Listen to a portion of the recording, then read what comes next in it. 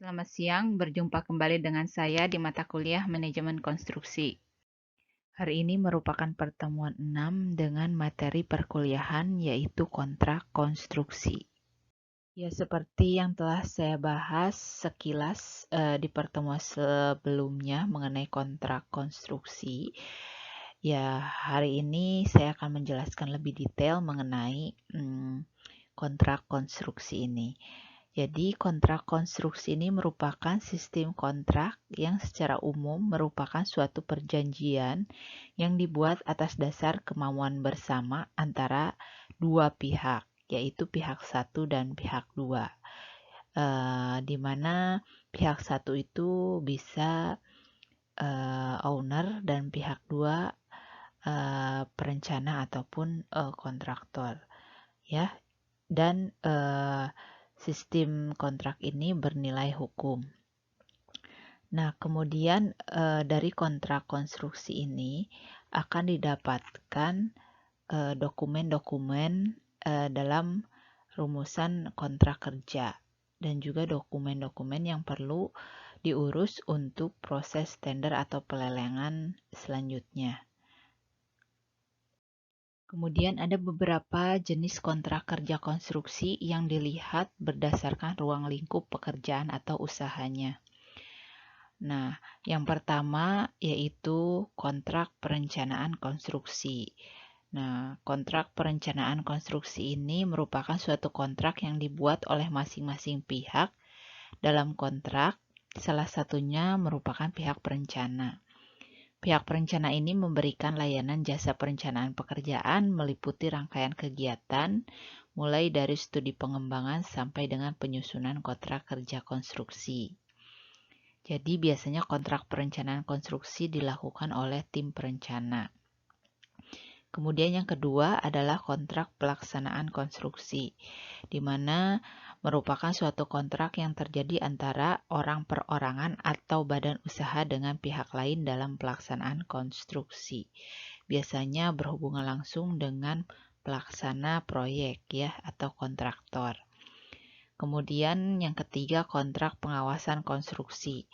Nah, ini merupakan kontrak antara perorangan atau badan usaha dengan pihak lainnya dalam pengawasan konstruksi. Ada juga macam kontrak konstruksi lain, di antaranya yang pertama kontrak dengan owner atau pemilik atau penyedia jasa. Yang kedua kontrak dengan partner kerja sama atau joint operation. Yang ketiga kontrak dengan rekanan, subkontraktor atau supplier. Kontrak dengan owner dilihat dari lingkup pembagian tanggung jawabnya dapat berbentuk sebagai berikut ini. Ya, yang pertama yaitu kontrak konvensional, merupakan kontrak dengan skop kontraktor untuk melaksanakan pekerjaan proyek saja. Yang kedua kontrak spesialis, yaitu kontrak dengan skop untuk melaksanakan pekerjaan spesialis sesuai keahlian masing-masing kontraktor. Kemudian kontrak design and build and Turkey, yaitu skop kontrak yang melakukan desain dan sekaligus melaksanakannya. Namun ada perbedaan antara design and build dengan Turkey kontrak, di mana pada sistem pembayarannya yang berbeda. Kalau kontrak design and build dibayar sesuai term, sedangkan turnkey dibayar sekaligus setelah pelaksanaan pekerjaan selesai. Kemudian selanjutnya ada yang disebut kontrak BOT, Build Operate Transfer atau BLT, Build Lease Transfer, merupakan sebuah kontrak dengan skop mendesain, melaksanakan, dan mendanai proyeknya itu sendiri, serta pengoperasiannya dalam jangka waktu tertentu, di mana nantinya yang akan menyerahkan bangunan kepada owner, yaitu sesuai dengan kontraknya ya. Untuk kontrak BLT ini hampir sama, namun ownernya menyewa kepada investor dalam waktu tertentu sebagai angsuran dari investasi yang sudah dikeluarkan.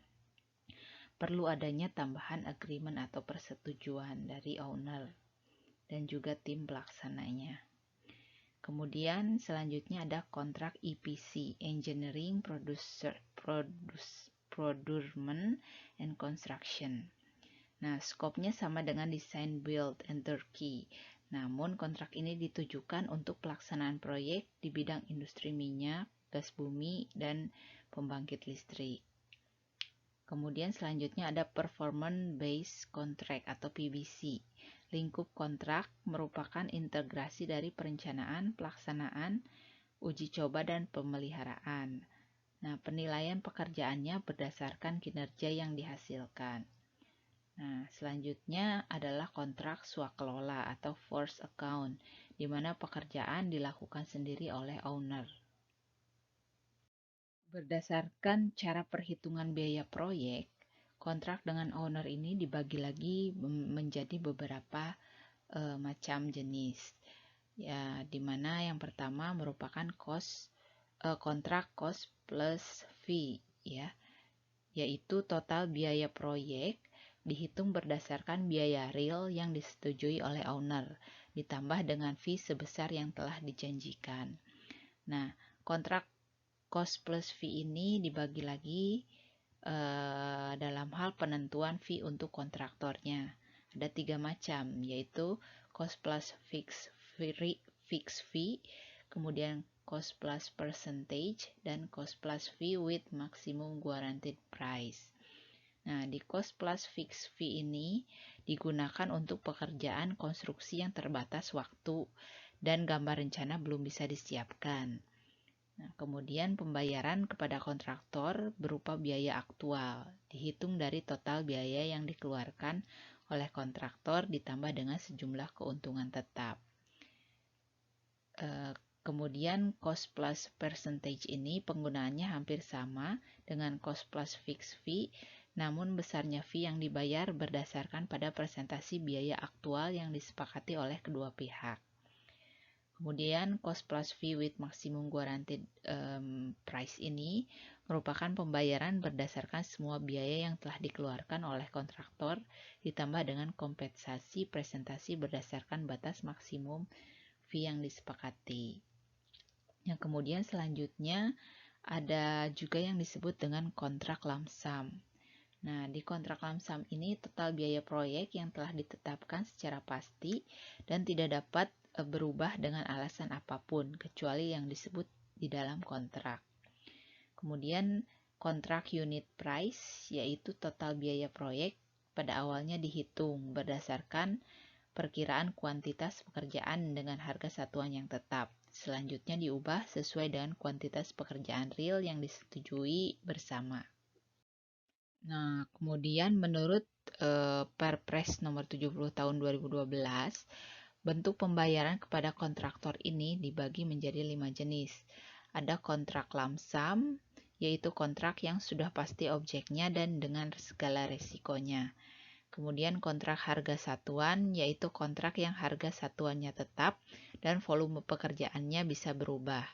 Kemudian kontrak gabungan lump sum dan harga satuan. Kemudian kontrak presentase, yaitu kontrak pengadaan jasa konsultasi atau jasa lainnya. Kemudian kontrak terima jadi atau turnkey, yaitu kontrak yang harga pastinya sudah fix untuk keseluruhan kinerja pekerjaan yang sudah ditetapkan. Selain itu, ada juga bentuk kontrak pada proyek pemerintahan. Dibedakan menjadi beberapa macam. Yang pertama berdasarkan pembebanan tahun anggaran, yaitu yang pertama kontrak tahun tunggal, yaitu kontrak pengadaan barang atau jasa yang tidak membebani lebih dari 1 tahun anggaran. Kemudian kontrak tahun jamak, yaitu kontrak atau pengadaan barang atau jasa yang membebani lebih dari 1 tahun anggaran. Selanjutnya ada bentuk kontrak berdasarkan sumber pendanaan ya yang dibedakan menjadi beberapa jenis. Yang pertama kontrak pengadaan tunggal yang dibuat oleh satu pejabat pembuat komitmen dan satu penyedia barang atau jasa tertentu. Kemudian kontrak pengadaan bersama yang dibuat oleh beberapa pejabat pembuat komitmen dan satu penyedia barang atau jasa tertentu. Kemudian kontrak payung, yaitu kontrak harga satuan yang dibuat oleh pemerintah dan penyedia barang atau jasa tertentu. Berdasarkan jenis pekerjaan dibedakan lagi menjadi dua bagian, yaitu yang pertama kontrak pengadaan pekerjaan tunggal, terdiri dari satu pekerjaan perencanaan, pelaksanaan, atau pengawasan. Kemudian pengadaan pekerjaan terintegrasi yang bersifat kompleks dengan menggabungkan kegiatan perencanaan, pelaksanaan, atau pengawasan. Di Indonesia sendiri berlaku beberapa kontrak berdasarkan standar internasional. Hal ini berlaku bagi para penyedia jasa yang mengikat kontrak dengan negara-negara yang memiliki standar kontrak sendiri. Nah, kemudian standar kontrak internasional yang biasa berlaku di Indonesia ada beberapa macam, yaitu FIDIC, AIA, kemudian FIDIC yang berasal dari Eropa, AIA berasal dari Amerika, kemudian SIA dari Singapura, dan GCT merupakan standar kontrak dari Inggris. Namun yang sering dipakai merupakan standar kontrak yang mengacu pada FIDIC ya, yang berasal dari Eropa. Dalam persiapan pelaksanaan suatu proyek, perlu sekali mencermati pasal-pasal yang ada di dalam suatu kontrak, terutama tentang hal-hal yang dapat menimbulkan resiko dan membuka peluang selama proses pelaksanaan proyek. Oleh karena itu, terhadap suatu kontrak sebaiknya dilakukan analisis untuk mengetahui bagaimana kondisi dari kontrak tersebut, baik dari tahap awal perencanaan sampai dengan tahap akhir pelaksanaan proyek tersebut.